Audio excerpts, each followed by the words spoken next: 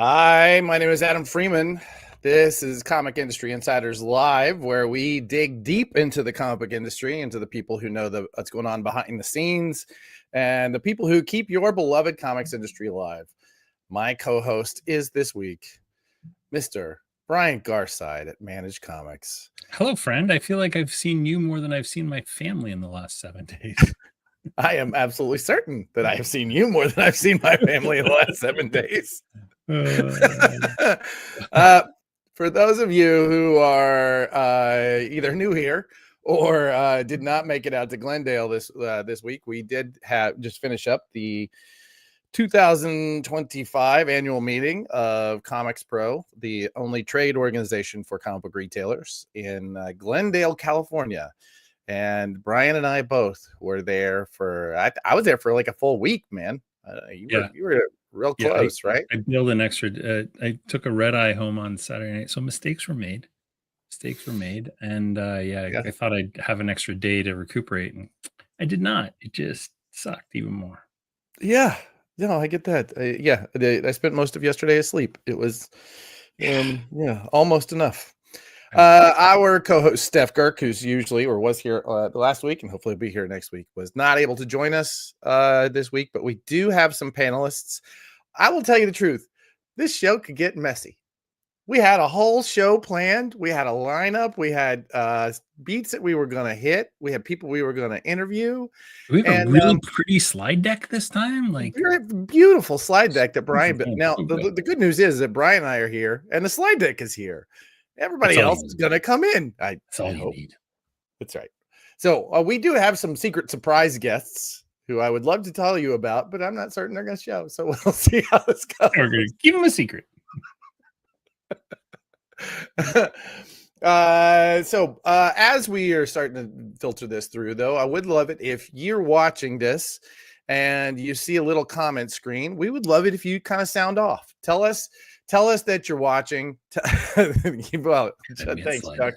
Tell us that you're watching. Tell us what part of the comic book industry you fill in. Even if you're just a fan, we want to hear from who we are. Consider this the part of the panel when everybody says, "All right, put up your hand if you're a comics retailer. Put up your hand if you're a publisher." Like, give us a chance to see who you are and kind of, what part of our little I don't know, giant mecha robot that you take up. So there you go. Brian, what do you think your biggest takeaway? I know that we're going to dig into this in detail, but you've been to how many ComicsPros? I think this was my third in person and then the virtual one in 2020. So gotcha. I don't know. I don't know how many they have been. I'll be honest. I need to go back and see what year ComicsPro was founded, but I was a comic book retailer that year and did not. I mean, I wish I could say I was a founding member. I really do. I regret that so deeply but I was in on the first year and I was at the first annual meeting. And I believe I've been to every annual meeting except last year's. So I can tell you, I've got some perspective on what those meetings were like. But I guess you're still fairly new to that meeting. What would you think overall? How do you feel the theme of that was? Of this last year? Yeah. It was oddly optimistic, which like in the midst of the total chaos we find ourselves, that's cool. It was also like, I don't think I'd seen as many meetings happening as I had this year. Like just all kinds of meetings. I was part of some, I was not part of some, but there was business happening all around us. Maybe it was just that I was more tuned into it, but yeah, it was felt different. I think it's some of that. I think it's not until you get called into some of those meetings that you realize what that looks like, when people are going off into a meeting. I will tell you, just statistically speaking, I know that there were somewhere in the neighborhood of 160 retailers. I'm told by a friend of mine who went through and did the math that those 160 retailers represented about 70 different shops. And I know that there was at least 160, if not more, publishers, vendors, people who are attached, right, to comics people. So I'm one of those few that don't really fit the Venn diagram of that, and so are you. Yeah. And so we were the other half. So it was like well over 300 people in there, but like only half of them were really comics retailers, and of them, it's actually, most of them were extras. So not extras, like they were more than one person came in from a shop. Yeah. So I could see how that would be a lot of that, like meeting and networking. I know that I did. I spent most of my time, in meetings, right? I just went from one to the next, and that really got a chance to get a good view, I think, overall of where the comic books industry is and where we're heading, and why people are optimistic. I would say I think that this was the first time where I was talking to so many different retailers who were saying, business is actually really good. Like, I'm like, well, why is that? Why is that a problem? Yeah, well, business is actually really good because, I don't know if it's just me, but like, I'm here. Maybe, but I'm like really afraid of things like tariffs and what happens when Diamond actually goes bankrupt and I was able to say to them, well, I can tell you why I'm not worried about X, Y, and Z. I was able to do that, but I did see that same thing. There was this cautious optimism from nearly everyone I spoke to.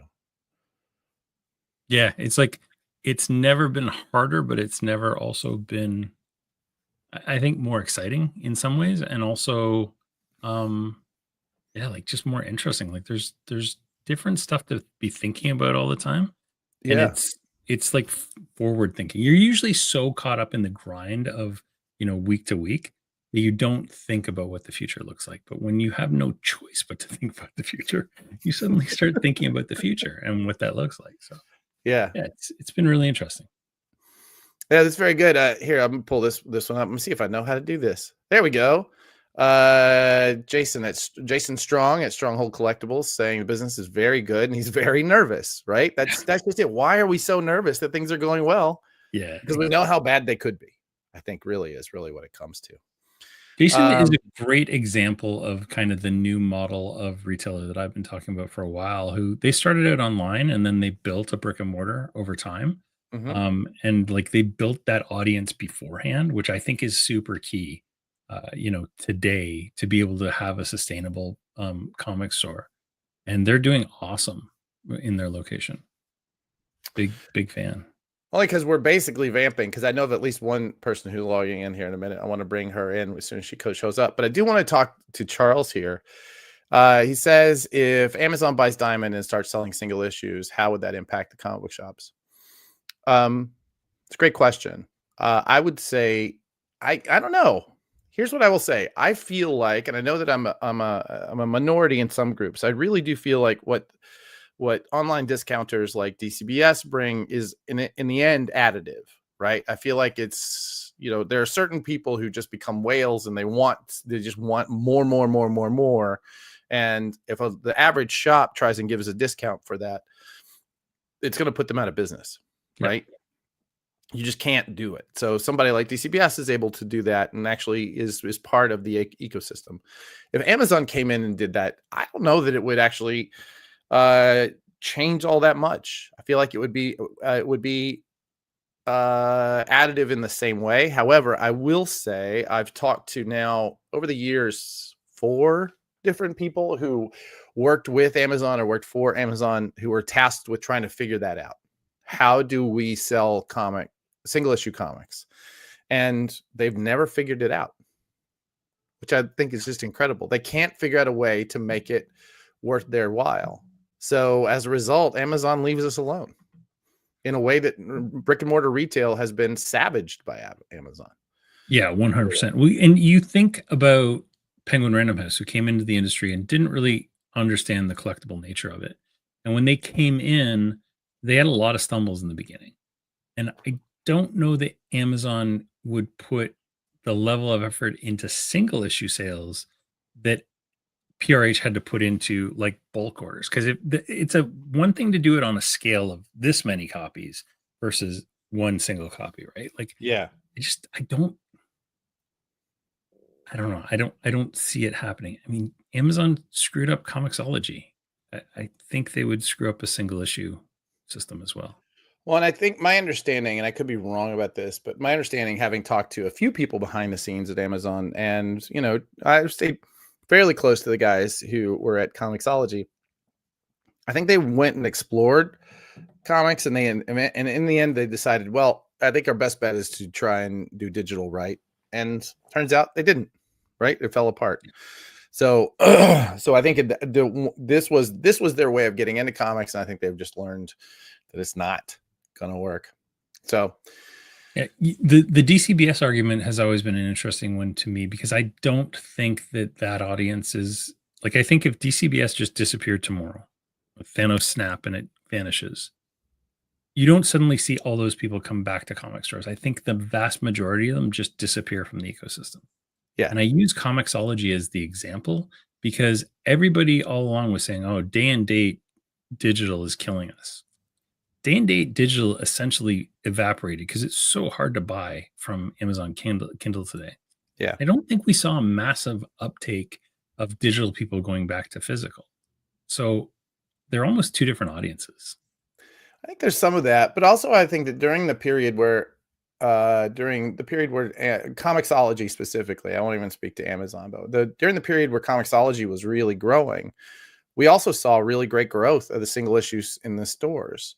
So I do think there's a little bit of that newsstand effect that happens. I think that's part of why we really do need a healthy digital platform, because we haven't really had one in a long time. And it really has been since like just after Amazon bought Comixology. There hasn't really been a healthy ecosystem. So I don't know. I'm obviously of two minds. On the one hand, we do want to protect the comic shops, but on the other hand, we also need discoverability, and it's really difficult for many people to find that kind of discoverability just in their daily lives.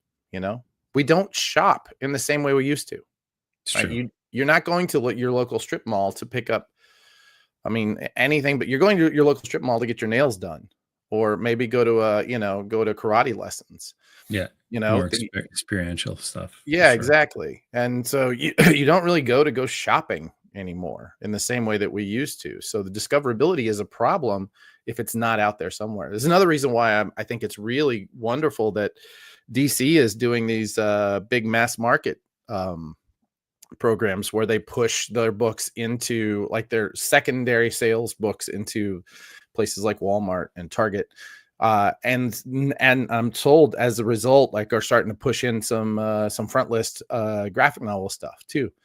I think that is going to be wonderful, because that you get people hooked, and then they go looking, and then they put the comic shop into their regular daily routine, whereas it would not have been otherwise, right? Yeah. Yeah, I mean, the compact collections are a great example, because at the end of them, they have an ad to, like, find more like this in your local comic store. Same with those dollar collections. I haven't seen them because we don't have them in Canada yet.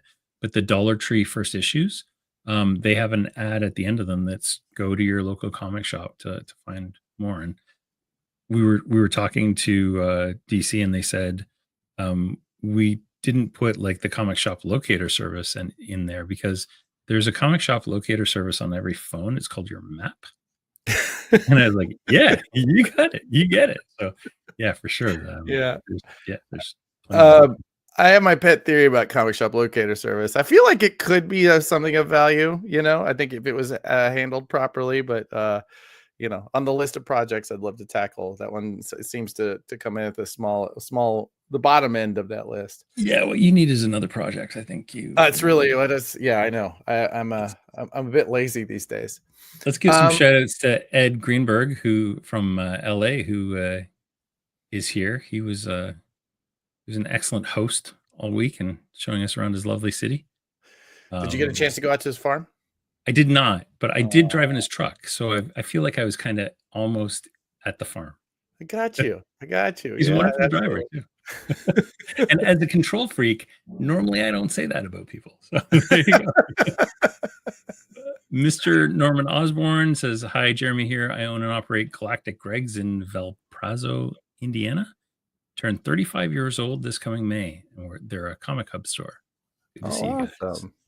Excellent. My old alma mater. And we've got Zen, who's a comic book editor and production designer. Its wife will tell us otherwise if it is driving. I actually met Zen. Here's the interesting. I met Zen at the Bad Idea Party at ComicsPro for the first time this year. I've been seeing him online everywhere. And the thing that I immediately, I'm like, why do I recognize you? And I realized he looks just like his profile. He has a little illustration of himself, like legitimately. It's so lifelike. It's as though he's there with us. So anyway, that's true. Well, you know what, man? We're gonna run through. We're burning through some time here. Do you want to bring up your slides? Maybe we can just jump right into the meat of this. And I don't know if I have that power. Producer Kyle. Oh, look at! I did it. I did it with magic. Yeah. So yeah, I guess we're officially calling this Comic Industry Insiders Live. Yeah, is that all right? That sounds good. I like it. It's a good name. All right, cool. Yeah. So the rundown. What we're going to talk about. We're going to talk a little bit about the annual meeting recap. We're going to talk about some of the big announcements, some big surprises, things that happened that the news didn't cover, and a little bit of our own projects and promotions that we did. We're going to talk about some of those. Yeah, you bet. And then our big kind of highlight is the retailer go bag that Joe Murray created a blog post that we posted on Comet, and I kind of reposted it on my own site. And it just really goes down kind of what retailers need to be thinking about as we go through this period of transition. And I think it's a really good list. And I think it's super important that everybody read it, understand it, and, do what you can on it. Awesome. Yeah. Well, before we dig into that, thank you so much for getting that together. I did want to bring in our first guest for this show, if you don't mind. Do it. He is someone who people like me have often said might be the smartest retailer in comics these days. He has a chain of shops in and around the Baltimore and Virginia area. My understanding, he's even spreading out from there as well. Friends and neighbors, I'd love to bring into the chat Mr. Steve Anderson of Third Eye Comics. What up, buddy? Hey, what's going on, Adam? How you doing? I'm good, brother. Thank you for joining us. I know that you have a very, very busy day, and I definitely appreciate you dropping by. No, I'm stoked. Thanks for inviting me. I apologize for being late. Oh, not at all. Not at all. I know a lot of what we're talking about today is what happened at ComicsPro. So I'd love to hear from somebody who's actually spent the week selling comics. How are things, man? Are you? They're good. I know nothing about ComicsPro. I'm sorry. You guys, I was hoping you could catch me up. Okay, we'll get into it. No, I mean, they're good, man. People are pumped about the DC Marvel announcement. I think that's going to be great. I'm excited about it. I think it's going to do really well. And yeah, I mean, like things are good. People are excited. Lots of great stuff just got dropped in the most recent catalog. I mean, it's a good time to sell comics. What do you think? What are the bright spots that you're seeing? When you go through the catalogs. I mean, right now, it just seems like people are just content. They're just excited about great content. I mean, we saw initially really strong response to the new Skybound book, The Blood and Thunder. And that's great. You know what I mean? That's a content book, you know what I mean? So to see a good initial response to that is really good. The Alex Ross Timeless covers was a good move by Marvel. That's something that those never go out of style. The older ones always turn over well. And I mean, we're seeing people going after sets for them. Man, I'm trying to think of what else. I just did all the marketing for it, and I'm blanking now. But I mean, the last two catalogs have been great. They've been robust. There's a lot of great releases coming over the next couple months. Yeah. Have you seen the Lunar just put out a full preview for Martian Manhunter? Oh my God, it looks great. So good. Yeah, it looks great. Yeah, I Yeah. just read it, and I was like, oh man, this is that perfect sweet spot of proto Vertigo, Morris and Doom Patrol Animal Man style. It's great. I love it. I think Dennis is going to be one of the biggest names in comics. That dude is great. Yeah. Who's the creative team? It's Dennis Camp and Javier Rodriguez. Got you. Yeah. I think we have an upcoming Zdarsky Comic News focusing on Dennis, so that's it's going to be a big one. The right guy. That dude's right. Everything he does, man, is gold. That's awesome. Oh, there it is.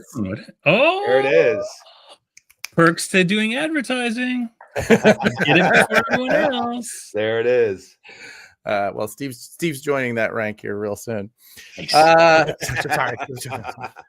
Kyle, that didn't happen, right? Okay. So, well, that's really fantastic. We were just saying before you got on that so many of the retailers that we're talking to are like feeling this like weird cautious optimism about this year. Like you talk to each of them and they say, yes, things are going really well. And I'm like, why aren't you excited? I don't know. I just feel like everybody else is really struggling, and who knows what's happening with Diamond and tariffs and whatnot. And nearly all of them were thinking that they were the anomaly that was winning at the moment. Yeah. How are you feeling these days? Are you cautiously optimistic? Or are you just like full? Let's just let's full guns. Let's go. I'm always balls to the wall, man. Like, I don't know, man. Like, it's weird. Like, I guess a lot of us probably operate this way, but like, I feel like I'm in a bubble. You know what I mean? Like, it's like we have a lot of irons in the fire at Third Eye, so I'm always doing a ton of different things, and yeah, like I'm excited. Yeah, it's pretty fun. Just Sorry like about that. I was like, do we lose? I'm not usually on these things. So I was like, is Adam here? Am I still talking? It was a weird gesture I did. I don't know. My keyboard's not working. Nice, Listen, nice. Here's the thing, y'all. If you were hoping for seamless technical accuracy, this is not the week for you. Half of our guests are late. We're all sleep deprived. Yeah, there we go. No, I mean, I'm excited. Like I'm pumped. I'm pumped. Yeah, you should be. That's what I was saying. Like before the show, we were talking a little bit about that. Or actually, maybe it was during, I don't know, time's a circle. Who knows? There's so much change going on in the industry right now that it's like there's all kinds of threats, but there's also all kinds of opportunities, and like it's almost dizzying to try and figure out what is what right now. But yeah, it's like a time of mass change, and we haven't seen one of these in at least 5 years since like the Diamond, breakup kind of thing happened. But definitely not to this level. I don't think we've seen anything like this for probably 26, 27, 28 years. This level of disruption. This is very, very new. But yeah. Steve, I know you to be somebody who really protects your bandwidth and really protects your attention. How do you think about this kind of time where you need to keep in touch, right? And the world around us, let's not forget that the world around us is politically is like scary and turmoil and that sort of thing. How do you keep your own bandwidth healthy during this period? Because I know how much attention it must take to grow a business like yours. I don't know. I mean, that's a good question. I mean, what do you mean? Like when you say bandwidth, do you mean like just like not getting caught up in the weeds of like? Yeah, I've known you to be very careful about what you will and won't be involved in or think about or get passionate about. I've known this about you in the past, and I would just you could talk about that as a practice.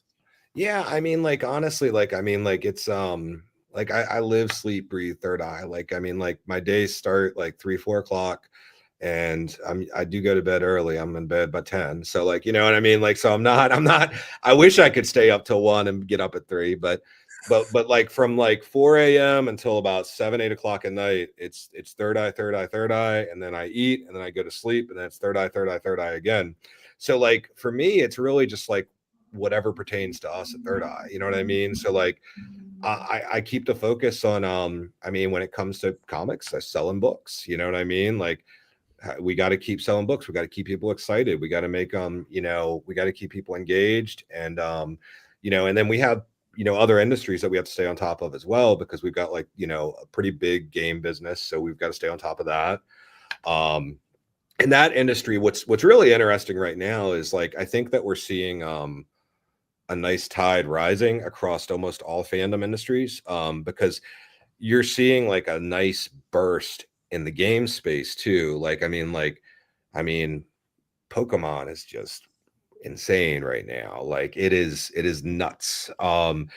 And like, you know, and then we have to stay on top of the stuff with like the records and like the toys and all that. So like it's cool. I mean, like, but like in terms of protecting bandwidth, I mean, like I basically just I focus on the stuff that, you know, is going to be impacting for us. And, you know, at the end of the day, I just want to make sure that all my people are getting paid and, you know, we're doing our thing. Awesome. Well, I appreciate hearing that. And it doesn't surprise me at all that you put in that kind of day. And should be a lesson to anybody who wants to compete with you. What it's going to take. I just love the job, man. I got the best job in the world. It's like, why not? Yeah, Brian and I both were talking today about, you know, we're in a period of real growth and real opportunity, and you just wake up feeling already behind. You're like, all right, I gotta go. Yeah. Well, I mean, I'm not gonna lie. Like, I mean, it's definitely more challenging, like, than it was, say, 10 years ago. I mean, like, you know, like things move faster. I mean, like even without the distribution split, like, you know, like information travels fast, you know, product data travels fast. Covers are getting announced, you know, you have to be so quick to be able to jump on it to make sure that you're not missing those opportunities, you know? Yeah, I get that. Absolutely. Awesome. Well, Brian, let's run into it. I mean, I especially do want to hear your voice on some of the stuff that since you were stepping away from it while we were deep in the weeds. So let's jump into our first item on our agenda there. Sure thing. Let's just jump to. So yeah, ComicsPro, the annual meeting was in Glendale, California this year from February 20th to 22nd. I think I got in on like the Monday, which I don't even know what day that would be, but yeah.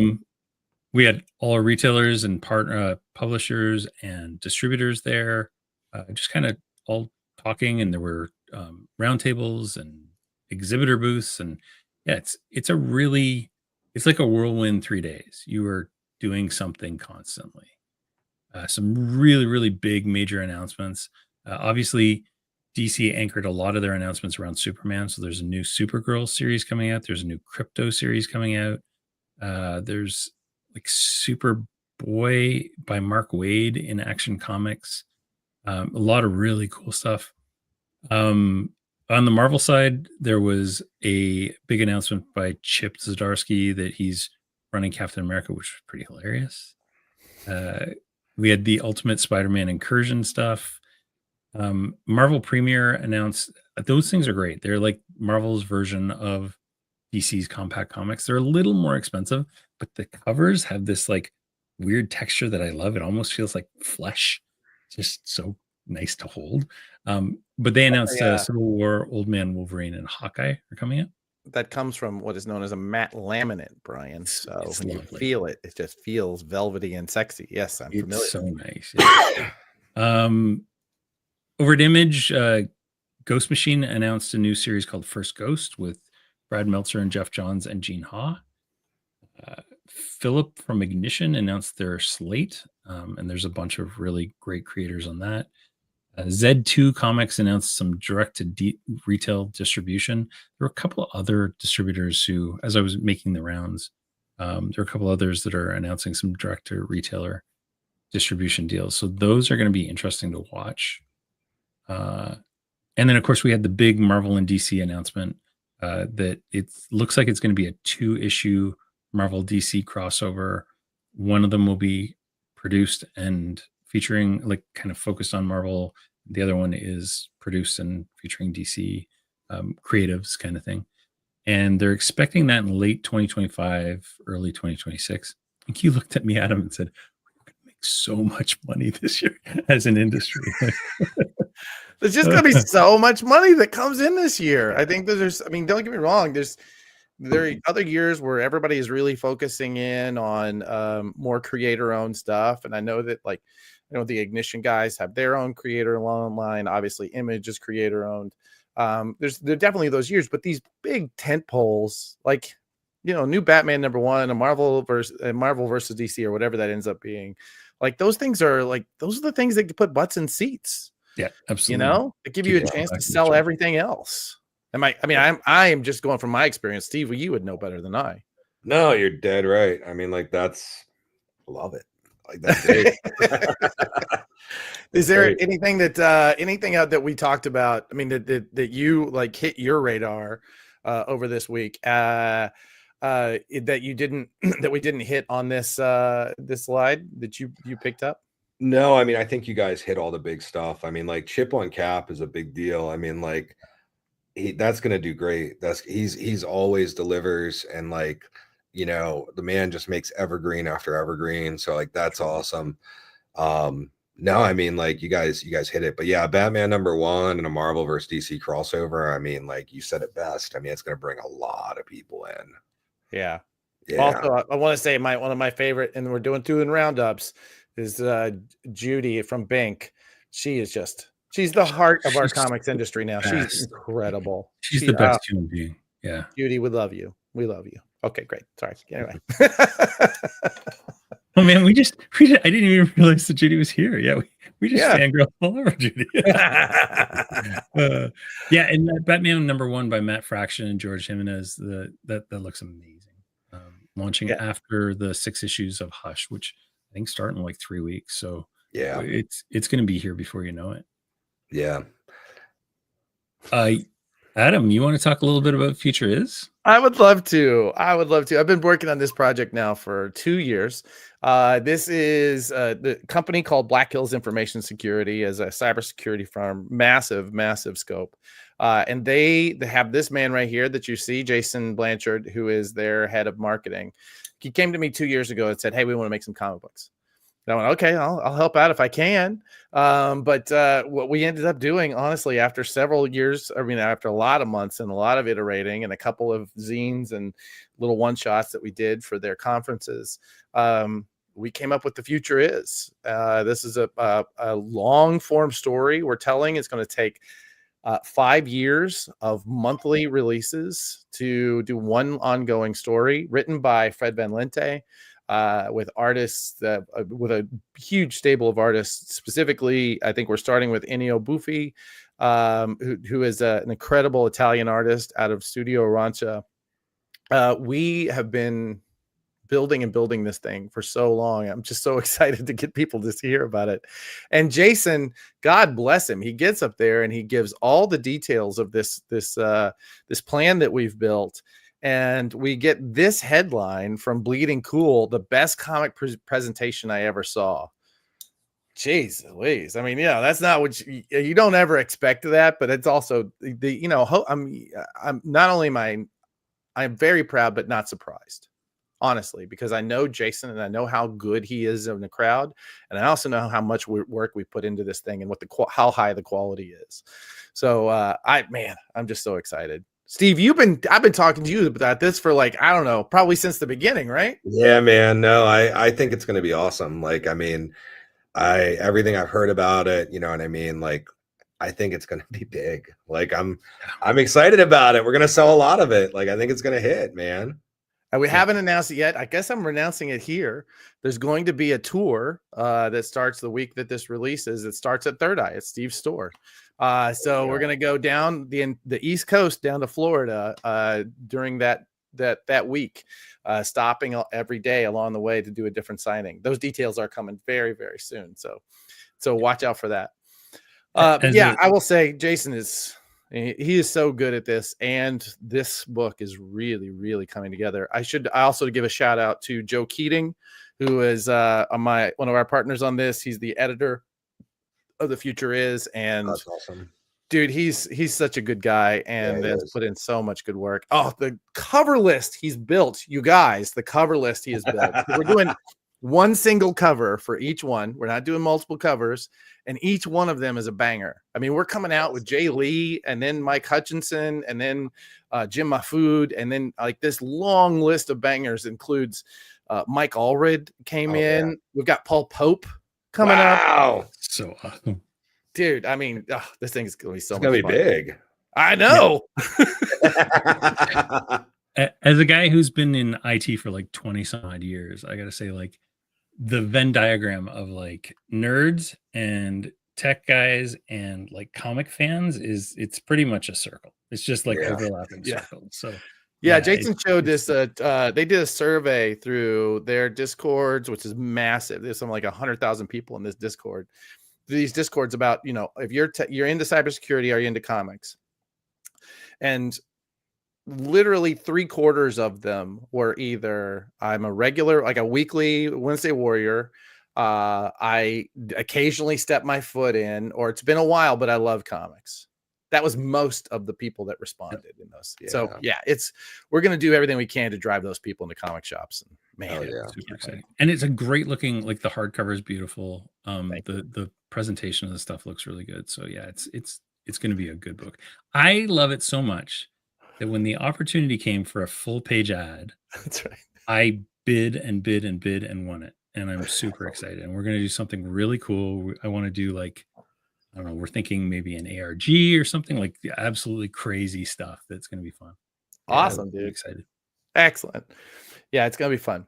Oh, and we were talking about, this is apparently my pitch time. I forgot about this. So we also announced, we also did a presentation. Chip Zdarsky came up, and we had an exclusive cover for Zdarsky Comic News, which I recently was named the business manager of. And Prana, we've been working with them to kind of grow their circulation, to build better practices on the back end, but also to sell ads. And we've got some of the biggest names in comics now putting ads in. And the reason why is because it's a print promotional item that goes into comic shops where comics buyers are. We saw one survey that said 87% of comics buyers make up their mind about what to buy when they're in the shop. They don't do any pre research. They go in and they talk to guys like Steve, and then they decide what to buy. So Chip did this hysterical presentation about ZCN, and we gave away this exclusive cover at this of Chip making out with himself in a Batman costume, and both of them are thick and absolute. So I'll tell you my favorite little anecdotal story. So I did an ad I did one in this one and the previous one, the one that we're seeing on the screen. And I ordered, I don't know, 100 copies or so. I have 120 subs. And the guy sent me another, I don't know, you sent me another 100 or so. So I had way too many. So I gave 50 of them to my son and said, just take them and give them to kids at school. And so the kids are coming back to him and going, like, he's in high school. Kids are coming back to him and going, where do we get these actual comics? Because I want to read these things. That's cool. And I'm thinking now, like, seriously, a street team of like just getting kids out, because they get abandoned after public school, right? There's Scholastic Books fairs that go through grade 8. And then they've learned how to read comics. They read Dogman, they read Amulet, they read Bone. And then it's just like, okay, off on your own, right? And so if we can kind of figure out a way to sneak things into high schools and get them back into comics, I think there's a massive untapped market of kids that are hungry for it and that have got the money to do it too, right? There you go, Steve, Stronghold, Jeremy. I'm into it. Street team. High school book fairs, Third Eye book fairs at high school, right? Come on, man. I'm into it. Yeah. I'm gonna promo a couple things. So we announced we had a little session at ComicsPro. We announced that we got over 235 stores using Managed Comics, 24,000 active subscribers, 570,000 active subscriptions. That's monthly. We're churning through 527,000 subs, which equals nearly $4 million in monthly sales. So Managed Comics accounts for about $48 million a year right now. We're growing really, really fast. And we've had an ongoing partnership with Shopify. They're kind of our main technology partner that we've had since 2021. But we just signed a new partnership with Lightspeed to do a lot more POS stuff. And we've got other POS vendors like Mage Store and PHP POS, I think they're called. So we're working on kind of integrating with more technology people, because that's the stuff I'm not interested in doing. I'm interested in like selling more comics and building the tools that help sell more comics. So yeah, it was pretty exciting, pretty interesting, and yeah. I think I saw Steve's eyebrow go up. You're a Lightspeed store, right, Steve? We're a Shopify store. I need to talk to you, Brian. Yeah, I think we chatted at one point. Yeah. We're in the process of doing multi-store, and we'll have that ready in a couple weeks. So yeah, we should definitely chat. Like, because like I'm definitely interested in, like, if you guys layer into Shopify, that's nice. 100%. Yeah, we rely on them wholeheartedly. All right, enough of my Lightspeed store. Then we went to Shopify. Well, there you go. Steve's got you covered either way. Yeah. Oh, yes. So this is my opportunity to do a quick ad read. I think that was what it says in the rundown, as though I had time to write something. This is but that I did want to take a moment to talk about something we talked about at Brian's during Brian's presentation at ComicsPro. We talked about the Prana bestseller list. This is something we've been building, cooperating with Brian and bringing in data now from all different sectors of the industry. We're going to be building the best possible look at what the comics industry is doing on a day-to-day basis, and really bringing back the bestseller lists that we've all had up until very recently. Really, right up until COVID, we had these bestseller lists that were, I'll be honest, never 100% accurate. Anytime that you were working in publishing and you knew what your book sold and you saw it on the list, it was never 100%. However, they were always better than nothing, right? So we wanted something that was actually better than something. So we've been building this for a little while. We dropped this into our newsletter once a month. It was scheduled to go out last week and I got real close, but next month is actually going to be it. So you should head to our website, pranadm.com. There's a spot where you can go ahead and subscribe to our next newsletter, which will be going out on Thursday. And Brian, if you want to go back to that chart, I can show you really quickly. This is one of the things that we're tracking. This is the fan confidence rating. It's specifically designed to show you how single issue comics are performing in comic shops. The way we get to this rating, and I've been told that I keep glossing over this, so I'm going to go into detail. And if either of you have any questions, I should work it out, maybe what I'm doing wrong. But is we take subscriptions, so that when you go in and say, I want Captain America, I want Chip Zdarsky and Captain America in my pull box, the guy goes in and he creates a subscription using his Managed Comics or other system. Or you say to him, I want the Chip nude variant of Captain America. I'm not saying they're going to do that. Everyone does. I think they should. That becomes a pre-order, like he's ordering you a specific one. So we take those two numbers, the subscriptions plus the pre-orders, and we average them out against each individual shop that's reporting. Right now, that number is somewhere in the neighborhood of 230, something along those lines. So what we end up with is this rating. And this rating is specifically designed to show how things are performing month to month in the comic shops, how single issues are. So did everybody, Brian and Steve, if you guys understood all of that, I want to move on. So what we're seeing with this chart is the top end. We have never seen, but in the last 2 years, we have not seen that kind of interest in single issue comics from comics fans. And we're seeing like this dip that we always get. It happens January, February sales always happens exactly the same time, because basically Marvel and DC just kind of go, oh, we're going to take a break, and they don't put out as much product. That dip was lower than we've seen in many years. So what we're seeing is this overall rise of interest from fans in single issue comics. Now, this is fascinating. Thank you.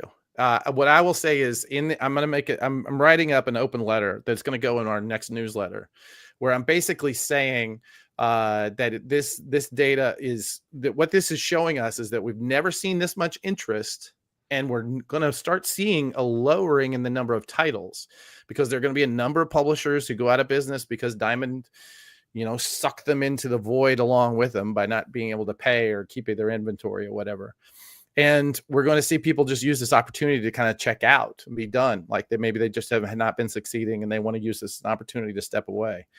So as a result of increasing interest and lowering options, lowering titles, I think we're in for a ride. I think 2025 is just going to be in a year of explosive growth. So, Steve, you're looking at this data, I think, for the first time. Yeah. What's your gut reaction here? It's interesting. Like the dips. Like we're like, you know what I mean? It looks like there's always like you've got one right around the summer and then that one right around the fall. And the one around the fall is kind of always expected, you know what I mean? Yep. But the one in the summer is interesting. Yeah, and we really didn't start seeing these big climbs until you started seeing the ultimate line come back out and the absolute line come back out. Like we can correlate these to some of those big releases. And I should note that this is one of the things that we're working on is trying to get this to be a little bit clearer. Is this information we're getting is on pre-orders. So therefore, when you see that January at the end, that's for product that's not shipping until March. So we're looking at pre-orders. That makes sense. That makes sense. That makes sense. We're gonna have a killer March. Too. Yeah, that makes perfect sense. Yeah. So yeah, this is cool. This is really cool. What's interesting from a publisher perspective is when they start to see this stuff, they can see there's massive opportunities in November, December to start, ramping stuff up. And the other big thing that we want to eventually get to is the ability to actually affect these numbers. So we have the opportunity to be able to say, like, okay, your sub numbers are this now, but between now and FOC, you need to move those numbers because sales numbers just tell you the story after the fact. Yep. There's an opportunity to change that story in the middle of there. So I think it's super exciting and super. How often are you going to be putting this out, Adam? Well, right now we've been doing this monthly through our newsletter. Okay. We're also putting out the bestseller lists for the pre-orders specifically. So we're seeing the top 100 sales and then the top indie, what we call the indie 25, right? So anybody who's not in the big three. And we've been putting that out now for a few months. Our goal moving forward this year is, I've been saying this out loud, but because I really think that we need to come together and pull this off, is to have a critical mass of retailers like yourself. We now have Mr. Norman Osborne, whose name I can't remember. We're pulling this data from Brian's managed comics system right now. We're adding in the data from Comic Shop Assistant very soon, and we have a number of really large retailers who have agreed to be in, and some smaller ones. Jeremy, thank you. We had a range of retailers agree to contribute their data. We're building this back end system for that now.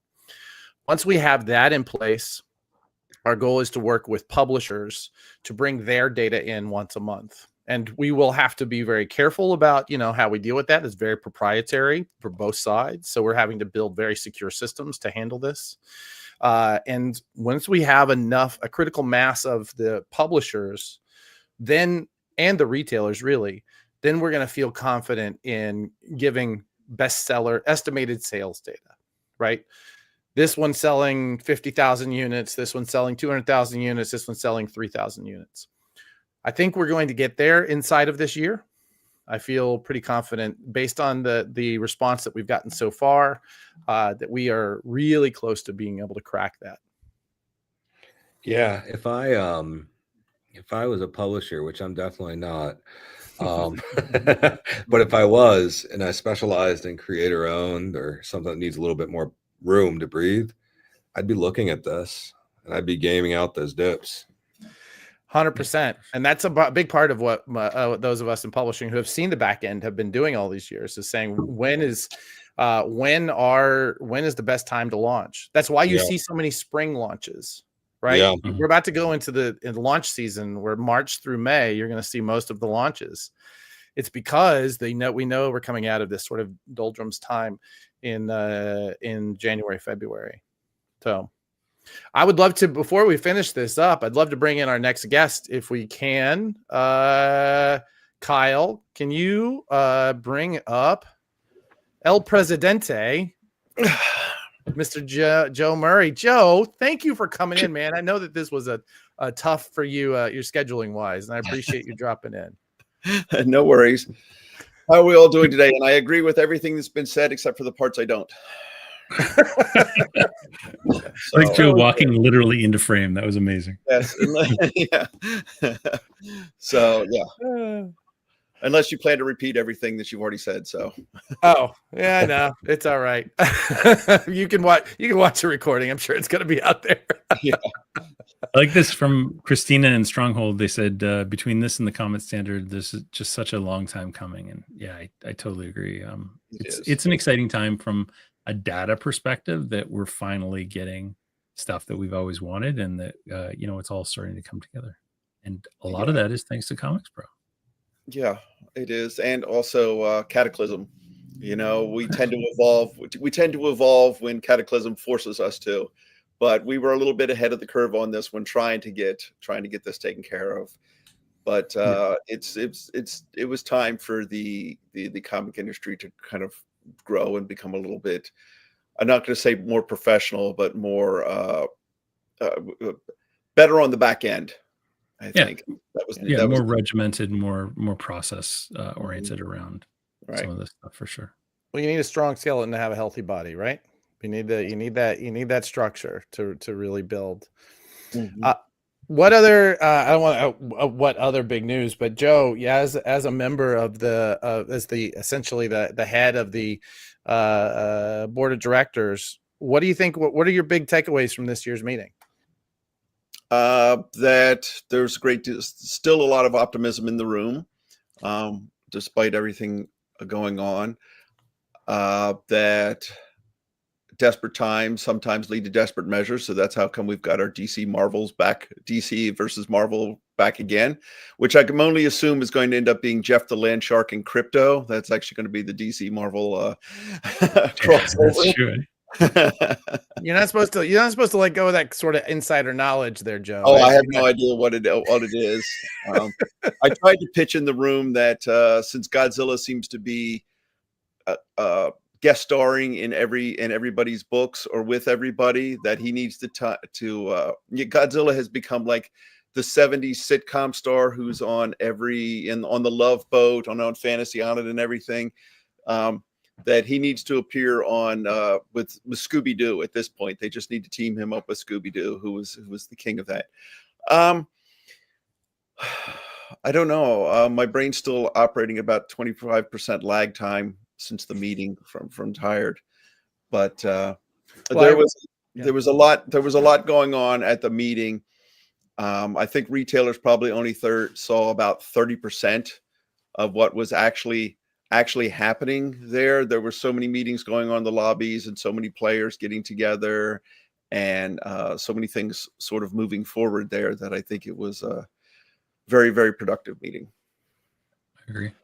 Yeah, we were just talking about how once you've learned to see what it looks like when people are going into and out of a meeting, it becomes obvious that there's a whole undercurrent of what stuff going on that you're not seeing. Yeah. For a meeting where you're mostly just supposed to just be sitting and listening to presentations, I took a look at my health app, and I actually put in 20 miles of walking over the course of those few days, running back and forth between here and there. Yeah. So, yeah. I believe I agree with Jeremy, as every publisher is committing to forging ahead without Diamond. Yeah, absolutely. I think it's and I think retailers too. Earlier we had somebody ask what percentage of stores are Diamond only. And I know that's got to be really I know that your day to day has to have just gotten more and more and more and more complex. So it has to be really tempting to say, well, this place carries everything, even though I know I'm not getting the best margins. Do you have a sense? I mean, obviously they have to order DC from Lunar, but I mean, many people some stopped doing it. And actually, the only one I can think of who announced that they weren't going to carry DC anymore is out of business. So, what will that tell you? But do you have a sense of how many stores this is going to primarily be effective? I know that part of the reason we brought you in is to discuss what to do when that happens.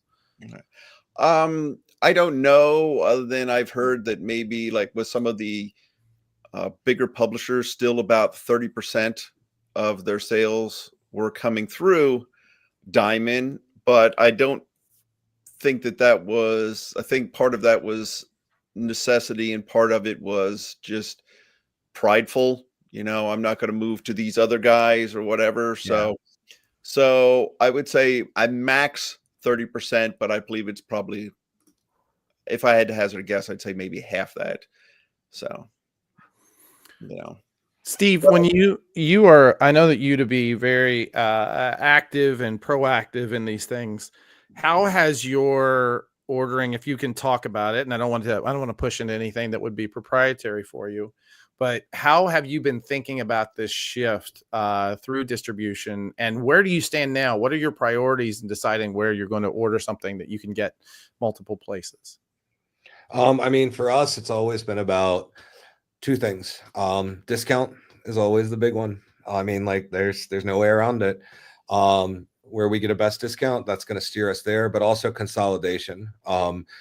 Wherever we can get the most of something is where we do it. So when Image went to Lunar, we went to Lunar with Image. We'd already been there with DC. And then we shifted a lot of our other stuff, our vaults and things like that, over because that's less labor for our receiving teams. It's better to have it broken down like that. But I mean, like, honestly, like it really wasn't like a major impact for us with the Diamond stuff, like when the warehouse changes and all that, because we had moved away a little while ago and we weren't really using them as a primary at that point. So I mean, really, it's just, I mean, I sell tabletop games. I got like 14 vendors there. So it's like comics are easy. You should see us doing like game restocks. I mean, you've got like 14 tabs and purchase orders and like all that stuff. So like it wasn't too difficult. We were lucky in that regard because we'd been doing like other categories for a while. But yeah, I mean, like really discount is the big one, discount and the consolidation of the labor. Yeah, sure. Yeah, I do it primarily with discount as well, but there's occasionally sometimes when speed and information is important. Like if I'm going to place this reorder, I need to know when I'm going to get it, how fast I'm going to get it, and if I'm going to get it, where sometimes with some distributors, you put the order out there and it's going to take a little bit longer and you're not quite certain if it's going to get filled or not. So you'll sort of split the order between, I need to get a copies in immediately. Maybe it's a lesser discount, and then I'll place the rest of my order where I will get the higher discount. Yeah, no, we do a little bit of that as well. Yeah. And the math's even more confusing because you got to count shipping into your margins too. And sometimes that is the make or break, right? Like sometimes it's crazy up here in Canada, the difference between free shipping and not free shipping. Yeah, no question at all. Especially now that we're dealing with border fear as well, right? That's got to be like an ongoing concern. Well, Joe, how did you got a feeling when we've all talked about the cautious optimism that we got? I know you to be pretty emotionally sensitive to the crew there. Can you talk a little bit about like what was the overall, mental health or emotional health, but basically like what is the attitude of the stores that you're talking to? Are they optimistic because sales are up, but they're otherwise completely stressed the fuck out and they really just need a vacation? Or are we heading into a place where they're really beginning to understand this new workflow? I think the meeting was an opportunity for everybody to. Everybody's incredibly stressed out, but that was an opportunity for him to go to a place where everybody's in the same boat and they're all stressed out about it. And let's try and talk about the positive things about it and not just kvetch about all of it. Yeah. And so the numbers recently, I know, at least personally, my numbers have belied the dread a little bit. My January was off the hook compared to a year ago, and not just up in like back issues where we'd had a cool collection come in, but it was up in all categories pretty much. So if you are data driven and you look at it, it's not as bad as it could be. It's better than you think. But then there's the whole panic moment that any given second, this whole thing could be yanked out from underneath of us for reasons that we haven't even begun to imagine. But at the meeting, I believe that the publishers, as Jeremy said, were really starting to cook with gas. I mean, they were sort of announcing projects and that I think are going to drive people in. You know, the Ultimate Universe brought people in just in time for them to also say, oh, the Absolute Universe, so I want to get in that. So then they're starting to add more titles. And DC versus Marvel is certainly going to do that. And as much as we sometimes complain about, it seems like there just seems to be reheating the same dishes over and over again. You know, we've got Hush 2 and things like that. After Kristen McLean's presentation from Circana, that nostalgia goes in these 20-year cycles, and we're like, oh wow, yeah, it hadn't occurred to me that's they're actually just playing into that. And so I think it depends upon which wolf you're going to feed, as a retailer, which wolf you're deciding to feed at the moment. And I think most of the people at the meeting were trying to feed the good wolf. So I love that. Well, speaking of the good wolf, I am going to ask producer Kyle to pull me and Steve off here for a little bit, because I know that Brian, you and Joe both have worked quite a bit on this retailer go bag. I mean, we're coming up on a time where we know for certain Diamond will not be here anymore. Right? They're good one way or another. Something is going to shift. So what I loved about what Joe did, and then Brian, you did such a great job of talking to him, is how do you prepare for what seems to be inevitable now? So I'm going to step away and let you guys go through this really fantastic presentation. Wow. All I did is stand on the shoulders of giants and, put something on the web that I saw somewhere else. And all I thought I was doing was just answering a Facebook post. No, but go ahead. I think what you did was really coalesce a lot of ideas, and it's something that needed to be said. And let's kind of go through the list of things that you think that. And so, describe for us first what a go bag is. It came up a lot was everybody was talking about the wildfires. It's when you might have to run away in a heartbeat, and you just need to grab one bag, and you're going to be able to. That's going to let you survive long enough until you get where you need to go. If you're John Wick, you bury it in the bottom of under concrete, and you bust it out. Spies use it all the time. It has all their extra sets of passports and whatnot. But this is just what you're going to need to do if you need to move in a hurry and need to be somewhere else in a hurry. And so that's a lot of digital assets and a lot of preparation that you can do at the moment to give you something to do and something tangible that you can do to deal with the uncertainty of the future. For sure, yeah. Folks, you should probably write this down, but you can also go to commentstandard.com, and it's like the latest news article there. But basically, let's walk through kind of step by step. We're gonna start out with know your numbers. Do you remember what that? Yes. With know your numbers, I believe, is about making sure that you have all of your billing and your invoicing ready, because if this turns out to be like a situation back in the last distributor wars when Diamond ended up buying Heroes World had a horrible accounting. And when you're Diamond's trying to get those bills paid, whatever you owe to Heroes World, there was a lot of bills you had to dispute. So you need to make sure you know what you owe, what invoices are outstanding, what credits you are due, and to have all of that information and as much documentation about that as possible in case things go odd, because this might not necessarily be the people from Diamond or the credit analysts that you've had for all these years at Diamond handling this. This could be some court appointed, who knows what it is, who's going to try to send some guys from the union to take you out for a walk on the pier for a bill that you have long since paid. Yeah. So that is important to have as much of that stuff together as you can.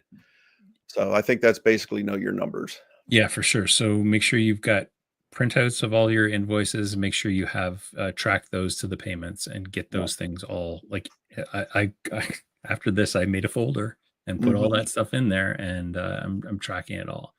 And next we see track your orders. So with that, to make sure that you're regularly downloading what you have on order with Diamond, because in the event, and this actually was very important as I was doing FOC yesterday, stuff is moving back and forth all over the place. So you need to know what is on order with whom.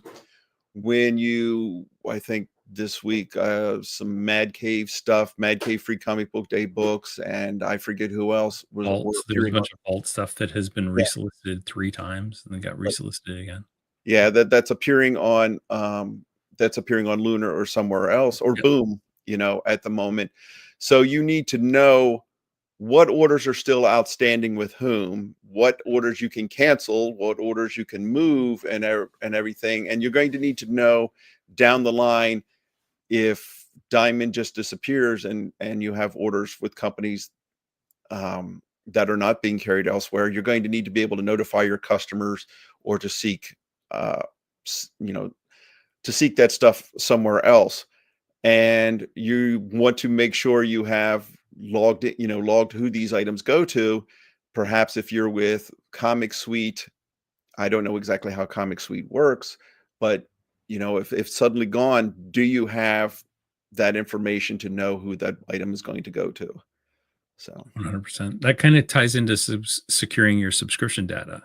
Right. Exactly. You want to make sure that if you are with Comic Suite and they don't get there's no support for it anymore, or you haven't signed on with Managed Comics yet to adapt to that RMH plugin or something which you spoke of. I missed part of that, but there's going to be knowledge gaps in there, and you're going to make sure that you have some backup records. So I mean, basically it's the same as if there was a freak lightning bolt that destroyed your computer. You need to have some way of backing up what items people are subscribed to, so that you can recreate that stuff and get rolling as fast as possible. 100%. I mean, just a good rule of thumb is that people should have backups of all of their Comic Suite is a perfect example that needs backups, and those backups should be offsite too. So if something, God forbid, happened to your store, it's so easy to store stuff in Google Drive these days, or just a physical drive that you throw in your pocket and take home with you. Just get it out of the store in case anything happens. Yeah, I have a good IT guy, and he is very paranoid about this. So aside from the cloud backup that my point of sale system already does every night, there's also a backup being done to one of my drives, and then a couple times a week I am supposed to transfer those copies over into a separate external drive, which is unplugged. So if anything gets ransomware, I have like 4 different potential places to get it from. For sure. Yeah, that totally makes sense. Moving on to printing critical documents. I'm not entirely certain of what that is, but I think it's really about having hard copies or digital PDFs of things like customer orders or subscriptions and special deliveries, to make sure that you have those in case something happens with your digital version. So it's just a third layer of backup. I think it makes a ton of sense as well. Yeah, and especially if you need it for invoicing or billing purposes, or whatever kinds of credits and stuff you have. Yeah, for sure. Diversifying your suppliers, so make sure you've got PRH and Lunar and every other account that you can. And not just for comics, but for comic supplies. If you were getting your comic supplies from Diamond, as Judy says, also your insurance records, definitely. Oh, well, and also printing critical documents also includes things like you should take a video or pictures around your store every couple of weeks, especially if you have big collections of comics. And if you sell items on consignment, you need to have records of those regularly, because if something goes pear-shaped, there's a limit to how much your insurance is going to pay for other people's property, and you need to be aware of that. If you're robbed or anything, you need to know where stuff was, what stuff was taken, what was hit. And if you don't necessarily have to have the most detailed record of it, but if the insurance guy goes, okay, yeah, you did have a fixture and you did have a whole bunch of these kinds of books over here, they're going to tend to believe you more than if you just say, yeah, this was my collection of Renoirs and this was my fancy wine collection here that happened to be in the comic shop at the moment. Unless you got pictures of that, they're not going to believe it. Yeah, absolutely. Diversifying your suppliers means, Brainy says, can we really diversify them?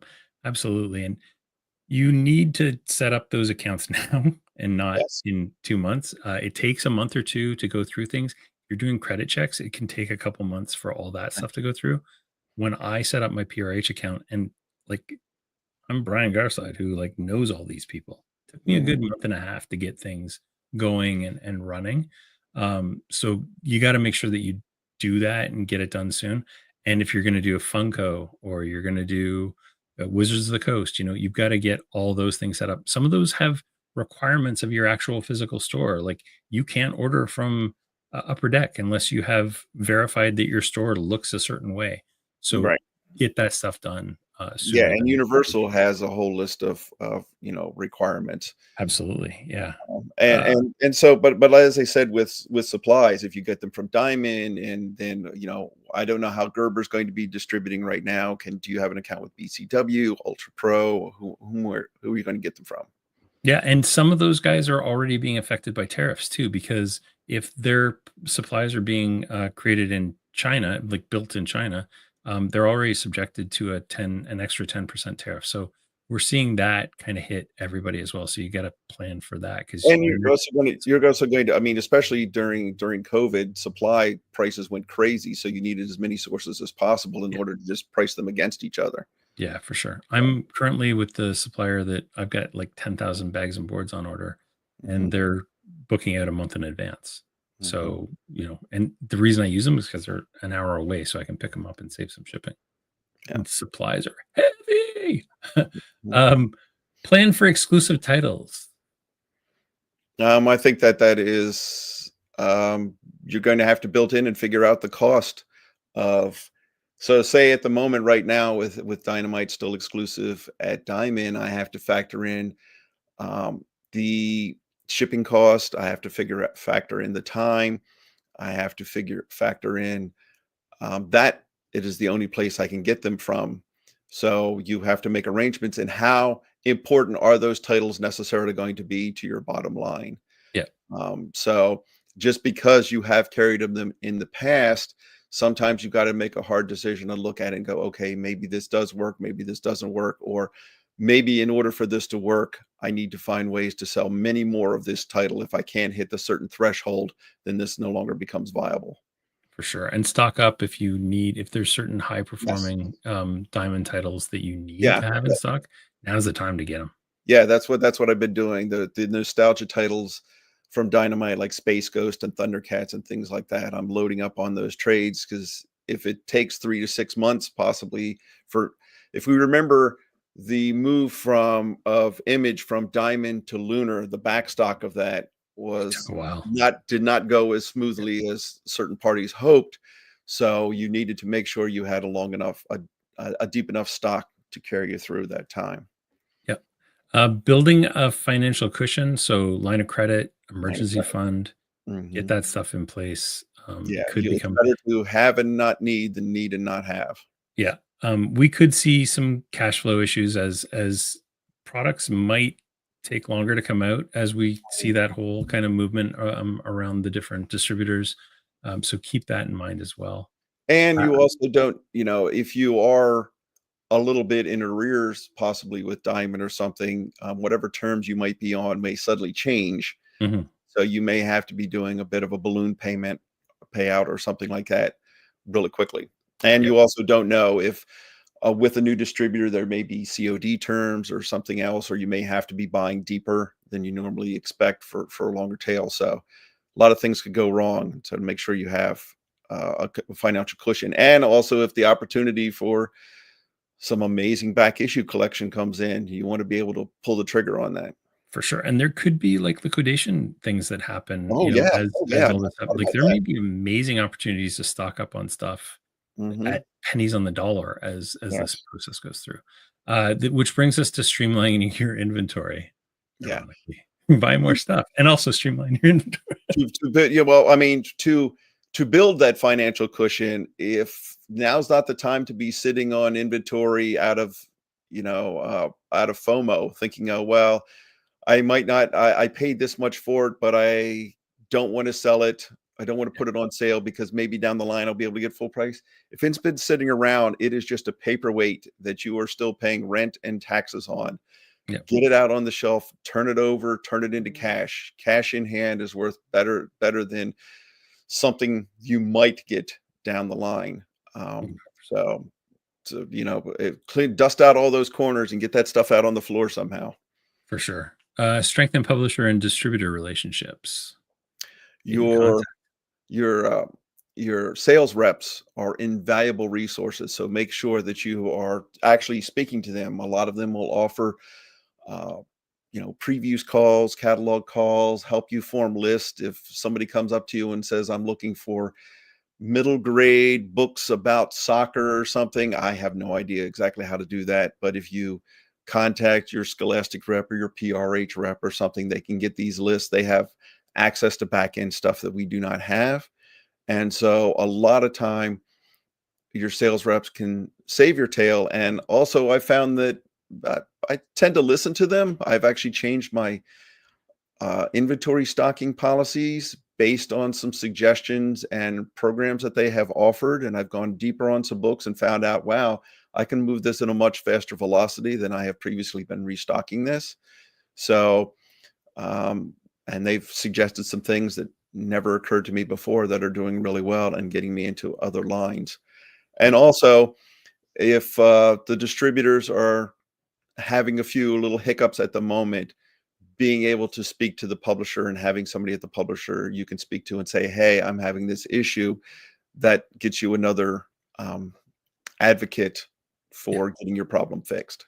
For sure. Yeah. Keep those contacts strong. That's why ComicsPro is so great, because you can get to actually meet the publishers and, have a face to a name is really important. Yes, absolutely. A lot of us didn't necessarily realize we could just pick up the phone or type in an email, or when I started, send a fax to get this information. But you really can, and ComicsPro is sort of a shortcut to establishing that relationship. For sure.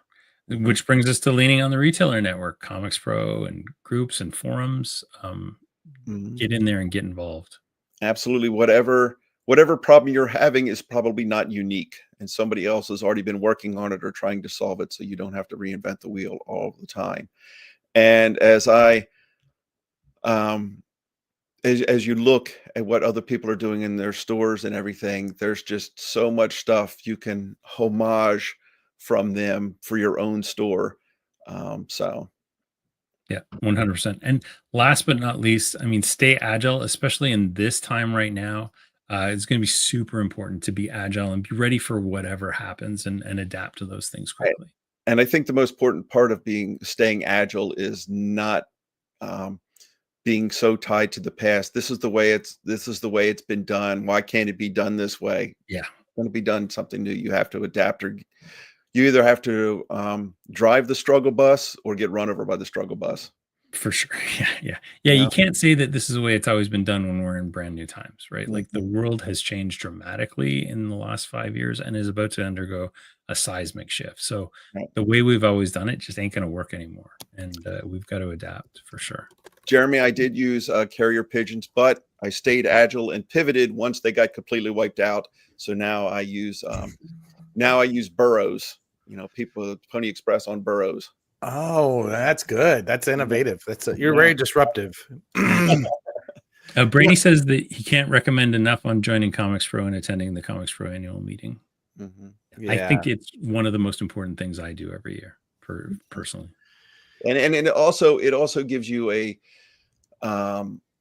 following the holidays when there's really not a lot going on or whatever, you get in a little bit of a slump and a little bit of a funk, and it just really re-energizes you and taps you into something else. 100%. It really does. I think the fact that you guys put it into the end of that little slump that we all have in January, February. Well, listen, I can tell you my favorite part about it is this year was getting out of the cold of New York and into the warmth. Oh, so wonderful. I went from an 18-inch snowstorm to like actual sun for the first time. And then until you got into the meeting rooms, and then it was a little bit too cold. Oh my God, it was so cold in those rooms. It was like being home. I did come up with a couple of questions that as I'm watching you guys go run through this fantastic presentation. Thank you so much. Before I jump into my questions, I did want to poke everybody who is watching this. If you can just drop in your questions now. What have we not covered? Is there anything about the ComicsPro meeting that you want to hear about? Anything about distribution that we haven't covered? We're talking a lot about a time of real big disruption, and I'm sure many of you have questions. And if we don't have the answers, if the people in this room don't have the answers, we know who to ask. So please do go ahead and put those in the comments, because I'd love to make sure that we get those addressed before we leave. You guys talked a bit about ordering for disruptions, right? So having product in stock when you know you're going to need it, knowing that occasionally it's going to go out of print, or there's going to be a paper crisis or a plastic crisis or whatever. I would love to hear from the three of you, really. How do you think about things like, let's talk about perennial books like, say, Watchmen or Returns, or any of the big ones that do well in your shop that maybe not elsewhere, and like supplies, collecting supplies. Bags and boards are the lifeblood of any comic shop. How do you think about stocking those and then restocking those? You don't wait until you're down to zero, right? Not intentionally. I'm at 1,200 bags and boards right now, and I'm starting to sweat a little bit. Yeah, I ordered them. I definitely need to get an order placed. Yeah. What about you, Steve? I know you think quite a bit about this kind of thing. How deep do you keep it in? Is it like a time period that you keep track of, or are you just in time for everything? Yeah, depending on what it is. Like we have threshold set for graphic novels, you know what I mean? So like, we never go below X number for this book, you know what I mean? That's important for us. We never want to be sold out of Watchmen or Spider-Verse or Saga or anything like that. So we're always hitting that number to where basically we might get down to say 3 or 4 copies of something, but then we're going to bump that right back up depending on which one of our stores it is to where it needs to be on the threshold. For supplies, we do tend to order deep just because we can get a better price that way. We're actually pretty lucky. We've got eGerber within 30 minutes of Third Eye. So, shipping is not an issue. But like I've been on both sides of it. You know what I mean? I've been on the side where like I've gone super deep, and then you have like a warehouse just full. And like, right. I've been on the side where like basically like you're going too tight, and you that's no good either. So like it's a balance, and it's just being attentive to like when you need to shift based on what's going on out there. When T-mailers were in short supply, I was ordering 20,000 of those at a time. You know what I mean? Like, not quite the case right now, but we'll see. Do you think about that as like, where do you set that? Is it like a number you set and then go, well, now I'm uncomfortably low, so I'm going to set it a little higher? Or, oh my God, my warehouse is too full, so I'm going to set that a little lower. Do you have any sort of rules of thumb for setting those, or is it just gut? Yeah, it's a lot of leaning on like our team leaders, like take like e-commerce, right? Like, so like we have like a meeting every month basically about like the supply needs there, and then we review that budget quarterly to basically ensure that we're setting like new stock levels based on what's going on, because sometimes stuff gets more expensive, sometimes stuff gets less expensive. So like bags and boards, I mean, that's a big thing for e-commerce. We look for creative solutions, you know what I mean? Like whether it's the packing supply, you know, talking to eGerber about getting us like a different material for like certain kinds of like shipping. Instead of shipping with boards, we're shipping with cut board, which is just as good, you know what I mean? But it's a little more cost effective. And then in terms of like inventory stock, it's based on the store. So I mean, basically, like when I sit down with like our purchasing managers, like we look at like every quarter, we sit down and we look at like what's coming up. We make a marketing calendar, you know what I mean? We look ahead to like what's going to be popping in terms of like movies, what's going to be, you know, like, I mean, like a good example is like, say, Alex Ross Timeless covers, right? Like we mentioned earlier. Well, there's going to be a lot of new eyeballs, a lot of people who may not know Alex Ross that are going to be seeing those covers, and they're going to be like, yo, that's dope. I want to know what's up with Alex Ross. That means we want to be a little deeper in that quarter for like Marvels and Kingdom Come and things of that nature. Full circle. Yeah. Mark Spears Monsters, like Mark Spears is doing covers for all these different things, and they're Yeah, all he is crazy selling. And yeah, it's like keeping an eye on that kind of a trend. And yeah, like our Monsters numbers go up every month, double. Yeah. Yeah, we do reports every week too after FOC to like kind of get a highlight of like which covers are like jumping out, and then we do another round after that, and you know we hit it probably about 3 times between Friday to Monday. There's also been a lot more sales and discounts regularly, so the image sale lists, the PRH sale lists, and everything. So I was, you know, Transformers was selling, you know, continues to sell very well. And then right now. Yeah, every time that goes on sale, I was carrying 8 times the stock that I normally would.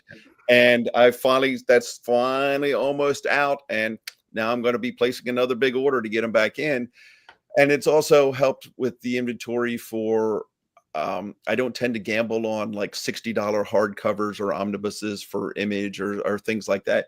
They've been putting those into sale.